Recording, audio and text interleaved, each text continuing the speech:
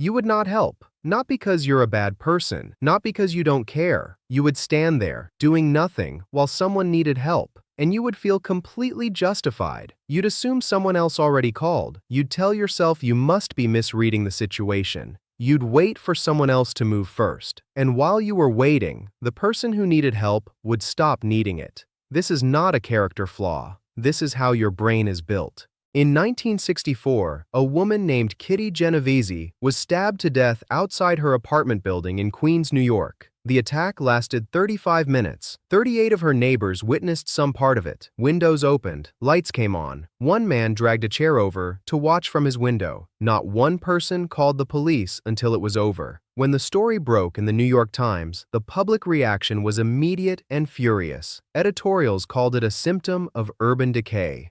Psychologists cited it as proof that modern city life had made people cold, disconnected, indifferent to suffering. The 38 witnesses became a symbol of everything wrong with humanity. But that reading was wrong, not slightly wrong, completely wrong. Because the witnesses weren't cold, they weren't indifferent. They were doing exactly what your brain would do in the same situation, exactly what mine would do. Exactly what every human brain does when it finds itself surrounded by other human brains and something goes wrong. The problem wasn't that they didn't care. The problem was that there were 38 of them. In 1968, two social psychologists at Columbia University, named John Darley and Bib Latane, decided to test what had actually happened that night in Queens. They weren't interested in morality. They were interested in math. Their first experiment was simple. They brought a participant into a room and told them they'd be taking part in a discussion about college life. The conversation would happen over an intercom to protect everyone's privacy. What the participant didn't know was that the other voices were pre-recorded. During the discussion, one of the recorded voices began to have what sounded like a seizure, choking, struggling, calling for help.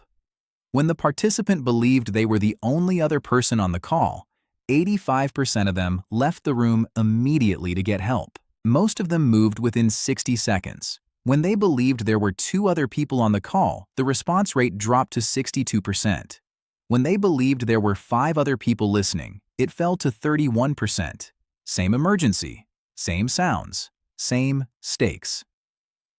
The only thing that changed was how many people the participants thought were sharing the responsibility. Darley and Latane called it diffusion of responsibility.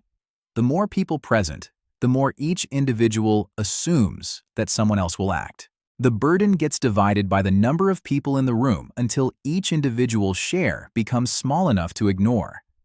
38 neighbors. 38 shares of a responsibility that felt like someone else's problem.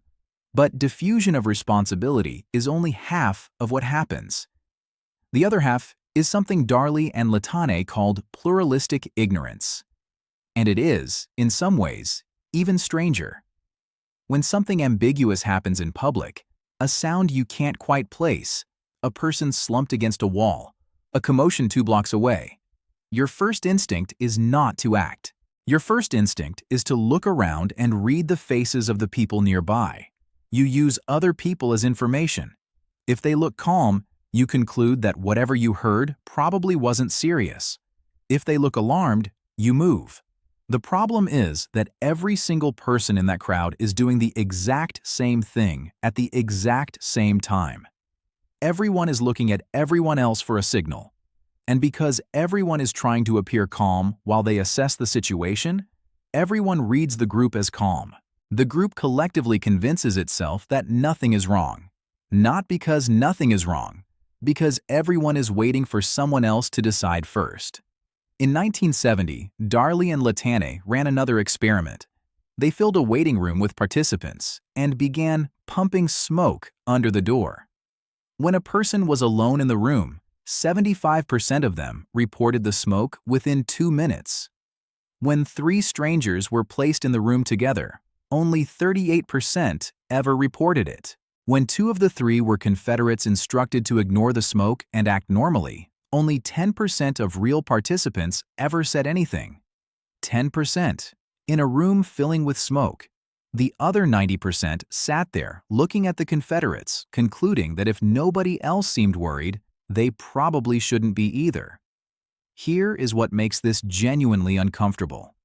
Knowing about the bystander effect does not reliably protect you from it.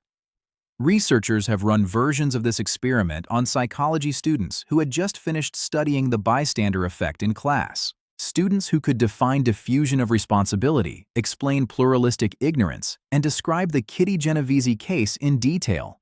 They still showed the effect. Not as strongly. The knowledge helped at the margins. But the underlying mechanism, the automatic, unconscious tendency to let the group absorb the responsibility, ran underneath their awareness and pulled at them anyway. Your brain does not ask for your permission before it starts scanning the crowd. It does not wait for you to consciously decide that you're off the hook. It just begins the calculation automatically. How many people are here? What are they doing? What does that mean I should do? By the time you've consciously registered that something might be wrong, your brain has already been running that program for several seconds. Already been influenced by what the people around you are or aren't doing. Already begun to feel the pull of a crowd that isn't moving. This is why the single most effective thing you can do in an emergency is remove the ambiguity entirely. Don't shout for help in a crowd. Point at a specific person. Make eye contact. Say, "You, in the red jacket, call an ambulance right now." The moment you assign the responsibility to one person, diffusion collapses. They can no longer assume someone else will handle it, because now someone else is them. The 38 witnesses in Queens were not monsters. They were people whose brains ran a program that human beings have been running for hundreds of thousands of years. In small groups on open plains, following the crowd's read of a situation was smart. If nobody else in your tribe was running, the thing you heard probably wasn't a predator. Social consensus was information. Waiting for others to act first was often the correct move.